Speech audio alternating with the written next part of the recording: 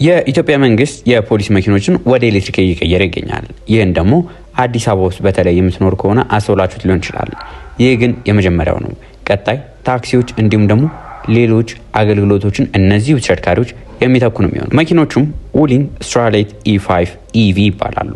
በዛሬታችንም እነዚህ ተሽከርካሪዎች ምን አይነት ተሽከርካሪዎች ናቸው፣ በቀጣይ ደግሞ ለሁሉም ቦታ ላይ የምናገኛቸው ተሽከርካሪዎች ስለሆኑ ጥሩ ጎን አላቸው፣ መጥፎ ጎናቸውስ ምንድነው የሚሉትን አንድ ባንድ እንመለከታለን። ከመረጃዎቹ ጋር አዱንያስ ነኝ። መልካም ቆይታ።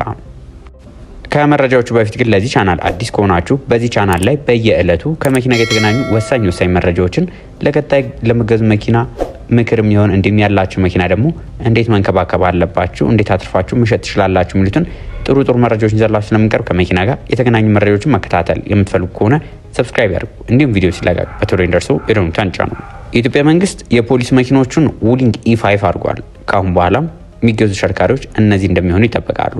ይህንን የወሰነው ባለስልጣን እኔ በግሌ በጣም ትክክለኛ የአውቶሞቲቭ ባለሙያ ያማከረ ነው ላለው። ምክንያቱም ብዙ ሰው ከተማችን ላይ BYD እንላለን፣ ነገር ግን ሌላ ካምፓኒ ደግሞ አለ ውሊንግ የሚባል። ውሊንግ ማለት በቻይናና በአሜሪካ ትልልቅ ካምፓኒዎች በሲያክ እና በጂኤም መካከል የተፈጠረ ድርጅት ነው።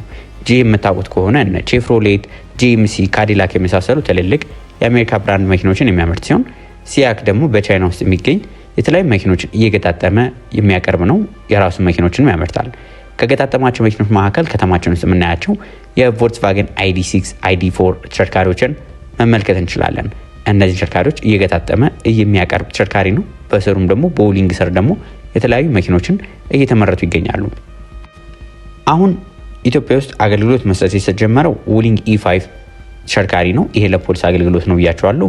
መኪኖቹ በዋነኝነት የተሰሩበት ዲዛይን ራሱ ለታክሲ አገልግሎት፣ ለራይድ እንዲሁም ደግሞ በዋነኝነት ለፍሊት አገልግሎት ማለትም ለመንግስት አገልግሎት ወይ ደግሞ ለመኪና ኪራይ እንደነዚህ አይነት ተብሎ የተሰሩበት ለምን እንደሆነ ልንገራቸው።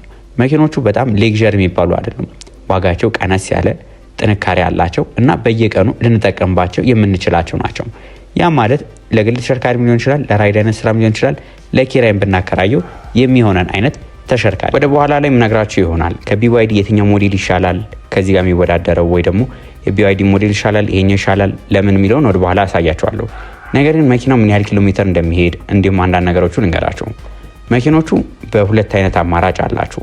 410 ኪሎ ሜትር የሚጓዝ አለ፣ እንዲሁም ደግሞ 510 ኪሎ ሜትር መጓዝ እንችላለን። የመኪናውን ባትሪ በ41 ኪሎዋት እና በ53 ነው። ነገር ግን ከBYD ውጭ ያሉት አብዛኞቹ ሊቲየም አየንን የሚጠቀሙ ቢሆንም ይሄኛው ሊቲየም አየን ፎስፌት ነው። ይሄ ደግሞ የተሻለ ያደርገዋል። እውነት ለመናገር በዚህ ዋጋ ሊቲየም አየን ፎስፌት አልጠበቅኩም ነበር። ዋጋው በኋላ ላይ የምናየው ስለሚሆን ማለት ነው። የፈረስ ጉልበት በጣም ከፍተኛ ጉልበት የሚባል አይደለም፣ 134 ነው ያለው። ነገር ግን ስቶፕ ስፒዱ እስከ 150 ኪሎ ሜትር በሰዓት መወንጨፍ ይችላል። ከቆመበት ተነስቶ ለመሄድ ራሱ የሚፈጅበት በጣም ትንሽ ነው። ከ0 100 ኪሎ ሜትር ለመድረስ በጣም ዝቅ በአጭር ሰከንዶች ውስጥ መድረስ ይችላል። ቻርጅ ለማድረግ ከ30 እስከ 80% ለመድረስ በዲሲ ፋስት ቻርጅ በ30% ውስጥ ቻርጅ ማድረግ ይችላል። እነዚህ መኪኖች 5 ሰው መጫን ይችላሉ። ሳይዙን በምናይበት ጊዜ ደግሞ ቶዮታ ኮሮላ ከምንላቸው አዳዲሶቹ ተሽከርካሪዎች ራሱ ተለቅ ይላል። እነሱም የመረጡበት ይመስለኛል ቀጥታ ከካምሪ ጋር ተመሳሳይ ሳይዝ ስላለው ነው። እንደምታውቁት አዲስ አበባ ውስጥ ፖሊስ አገልግሎት ከሚጠቀምባቸው መኪኖች መካከል ቶዮታ ካምሪ በብዛት ተጠቀሟቸዋል። ከነሱ ጋር ተቀራራቢ የሆነ ነው አጠቃላይ ስፋቱም ርዝመቱም እንዲሁም ደግሞ አጠቃላይ ሁኔታው ማለት ነው። የኤሌክትሪክ መኪና በመገዙበት ጊዜ ደግሞ የትኛውንም የኤሌክትሪክ መኪና በአሁኑ ሰዓት እነ ሲኖሎ መጥተዋል። ከትንንሾቹ ከሚኒ ኢቪ ከምንላቸው ጀምሮ እስከ ሲኖ ድረስ ማየት ያለባችሁ ነገር የባትሪ ኬሚስትሪ ነው። ይህን ነገር አደራ አይታችሁ በትክክል አረጋግጣችሁ ግዙ። ባለሙያ ያስፈልጋል። እነዚህ ነገሮች ላይ ያው የፍተሻ የኛ ድርጅት ስላለ መደውላችሁ እንድፈትሽላችሁ ማድረግ ስላላችሁ። የተሽከርካሪ ታዲያ ሊቲየም አየን ፎስፌት ነው ስላችሁ ሊቲየም አየን ፎስፌት መሆኑ ጥቅሙ አለው። የመጀመሪያው ነገር መኪናው እሳት የመያያዝ አቅሙ በጣም የወረደ ነው። ቢጋጭ፣ ቢገለበጥ፣ ጉዳት ቢደርስበት ኢቭን በጥይት ራሱ ቢመታ በእሳት የመያያዙ ሁኔታ በጣም የቀነሰ ነው።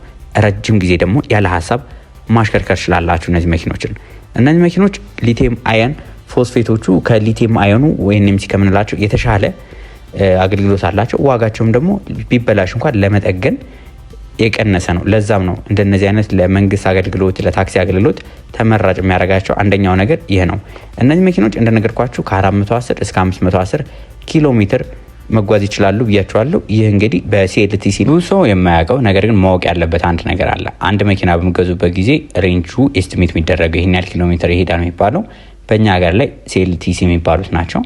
በዓለም አቀፍ ደረጃ ሁለት አሉ። ከዚህ በተጨማሪ WLTP የሚባል አለ፣ EPA የሚባል አለ። ሲኤልቲሲ ማለት በአጭር ሲያደር ነው እንጂ ቻይና ላይት ዲዩቲ ቬሂክልስ ቴስት ሳይክል ናቸው የሚባሉት። እነዚህ ብዙ ጊዜ ኪሎ ሜትር በሚያደርጉበት ጊዜ መኪናውን በጣም እናንተ ተንከባክባችሁት ኤሲ ምናምን ሳትጠቀሙ ወይ ደግሞ በጣም ሃይዌይ ስፒድ ሳትጠቀሙ ይኖራችኋል ተብሎ የሚጠበቀው ስፒድ ነው ኪሎ ሜትር ነው። ለምሳሌ በአንድ ጊዜ ቻርጅ 510 ኪሎ ሜትር አንድ መኪና በሲኤልቲሲ ይሄዳል ከተባለ ያ ማለት መኪናውን በቃ በጥሩ ሁኔታ እየተንከባከባችሁት በከተማ ውስጥ ያሽከረከራችሁት ኤሲ ሌሎች ነገሮች ብዙ ሳትጠቀሙበት ይሄዳል ተብሎ የሚጠበቀው ነው። ሌላኛው WLTP ይባላል። WLTP የሚባለው ደግሞ በዋነኝነት ሃይዌይ ላይ የምንነዱትንም ከተማ ውስጥ የምንነዱትንም አንድ ላይ ባላንስ አድርጎ የሚያወጡ ናቸው። እነዚህ ብዙ ጊዜ የውጭ ሀገራት ለምሳሌ ኢሮፕ ላይ የሚቀርቡ ተሽከርካሪዎችን፣ አሜሪካ ውስጥ የሚቀርቡ ተሽከርካሪዎች እነዚህን ይጠቀማሉ። ለአሜሪካ ተብሎ የሚሰሩ ለምሳሌ እነ ቴስላ ሌሎቹን ደግሞ በምናይበት ጊዜ EPA ይባላል። ይህ ደግሞ በጣም ሃይ ስፒድ እየነዳችሁ አግሬሲቭ ድራይቪንግ ማለትም በጣም በቃ ለመኪናው ሳታስቡ እየነዳችሁ ስታሽከረክሩት ይኖራል ተብሎ የሚጠበቀው በአንድ ጊዜ ቻርጅ የሚጓዘው ኪሎ ሜትር ነው ማለት ነው። ስለዚህ እኛ ሀገር ላይ እውነት ለመናገር ሲኤልቲሲ ያስኬዳል። ምክንያቱም ከተሞቻችን ነው አብዛኛው ኤሌክትሪክ መኪና ያሉት። ከተማ ውስጥ ስፒድ ያን ያህል በጣም መፍጠን አንችልም። ኤሲም ያን ያህል በጣም አስፈላጊ አይደለም። ሂቲንግ ብዙ የምንጠቀመው አይደለም። ስለዚህ በዚህ ምክንያት የተሽከርካሪ እስከ 510 ኪሎ ሜትር ይሄዳል ተብሎ የሚጠበቀው ጥሩ ነው ይሆናል ተብሎ ይጠበቃል ማለት ነው። ነገር ግን ሃይዌይ ላይ በጣም የምነዱ ከሆነ የትኛውን መኪና በሚገዙበት ጊዜ በተቻለ መጠን WLTP የሚለውን ሬንጁን ብታዩት ጥሩ ነው እንላለን። ወደ መኪናው ውስጥ ገጽታ ስንገባ ደግሞ የመኪና ውስጥ ገጽታ በጣም ሌግዣሪ የሚባል አይደለም፣ ቤዚክ የሚባልም አይደለም፣ መሀል ላይ ነው። ምክንያቱም እነዚህ መኪኖች እንደነገርኳቸው ለፍሊት፣ ለታክሲ፣ ለፖሊስ አገልግሎት ሲሰሩ ናቸው። ስለዚህ ሚኒማሊስቲክ የሆነ ዲዛይን ነው የሚጠቀሙት። ውስጣቸው ላይ ያሉት ዲጂታል ኢንስትሩመንት ክላስተር አላቸው፣ ድራይቪንግ አሲስት ፊቸሮች አሏቸው። እነዚህ ቤዚክ ናቸው። በቴስላ ሌቭል ወይ ደግሞ በጣም ትልልቅ አድቫንስ የሆኑ ሳይሆኑ በቃ አለ እንዲባል የሚያስፈልጉ ነገሮች ናቸው። ይህን ተሽከርካሪ ስታሽከረክሩ ያላቸው ፊሊንጋቸው ምንድነው? ስሙዝ የሆነ አክስለሬሽን አላቸው። ኳይት የሆነ በጣም ጸጥ ያለ ነው። ሶፍት ሰስፔንሽን ናቸው። እነዚህ በጣም ለምቾት ተብሎ የተሰሩ ናቸው። ምክንያቱም ረጅም ሰዓት ላይ እነዚህ መኪኖች የሚጠቀሙ ፖሊሶች አሁን ረጅም ሰዓት መኪና ውስጥ ይቀመጣሉ ተብሎ ስለሚጠበቅ መኪናው በሚያሽከረክሩበት ጊዜ ደግሞ ምቾታቸው ሳይጎድል እንዲጓዙ የሚያደርጋቸው ነው። ይህ ተሽከርካሪ ታዲያ እኛ ሀገር ላይ የገቡበት ተብሎ የሚጠበቀው ከ23000 እስከ 25000 ዶላር ነው። ያ ማለት ከ3.5 ሚሊዮን ከዛ በላይ ይሆናሉ ተብሎ የሚጠበቁ ተሽከርካሪዎች ናቸው። ይህን ተሽከርካሪ ታዲያ ከማን ጋር ታወዳደረዋለህ ካላችሁኝ፣ አሁን በቅርቡ ወደ ሀገራችን የሚገቡ ተሽከርካሪዎች አሉ። ከእነሱ መካከል BYD E3 የሚባል አለ። ከኢቱ ትንሽ ከፍ ያለ ነው። ኪሎ ሜትርም ወደ ላይ ከፍ ያለ ተሽከርካሪ አለ። ከእሱ ጋር ተቀራራቢ ናቸው። ዋጋቸው ትንሽም ልዩነት ቢኖረውም ተቀራራቢ ናቸው። የዚህን ተሽከርካሪ ታዲያ ምኑን ወደድከው ካላችሁኝ፣ መኪናው ጥሩ ነው። ለማሽከርከር ግዢ ላይ ቅናሽ ናቸው። ለመጠቀምም ስፔራቸው በጣም ውድ የሚባል አይደለም። ምክንያቱም የውሊንግ እና የሲያክ ጥምረት ስለሆነ ስፔራቸውን በተሻለ መጠን አቬለብል ለማድረግ የሞክሩ ካምፓኒዎች ናቸው። መኪኖቹ ፕሪሚየም አይደሉም። ማወቅ ያለባችሁ ነገር ስታሽከረክሯቸው በጣም ሌግዣሪ የሆነ ፊሊንግ አይደለም ያላቸው፣ ቤዚክ ድራይቪንግ ፊሊንግ ነው ያላቸው። ከሞላ ጎደል ግን ከተማችን ላይ ጥሩ የሚባል አገልግሎት ይሰጣሉ ተብሎ የሚጠበቁ ተሽከርካሪዎች ናቸው። እናንተ ምን ይመስላችኋል? እስቲ ሀሳብ አስተያየታችሁን ኮሜንት ላይ ጻፉልኝ። በቀጣይ ደግሞ በዚህ አመት የታዩ አንዳንድ ተሽከርካሪዎች አሉ ወደ ሀገራችን በቀጣይ አመት ላይ የሚገቡ፣ እርግጠኛ ሆኜ የምነግራችሁ የሚገቡ በጣም አስገራሚ አነጋጋሪ መኪኖች አሉ። ከምታስቡት በላይ የመኪናው ቴክኖሎጂ በጣም እያደገ ነው ያለው። ይህንን ደግሞ በየዕለቱ መረጃ ይዞላችሁ የሚመጣው የአዶኒያስ ካር ሪቪው ነው እና ይህንን ሰብስክራይብ ካላረጋችሁ ሰብስክራይብ አድርጉ። በቀጣይ ሌሎች ቪዲዮዎች እንገናኝ። መልካም ቆይታ።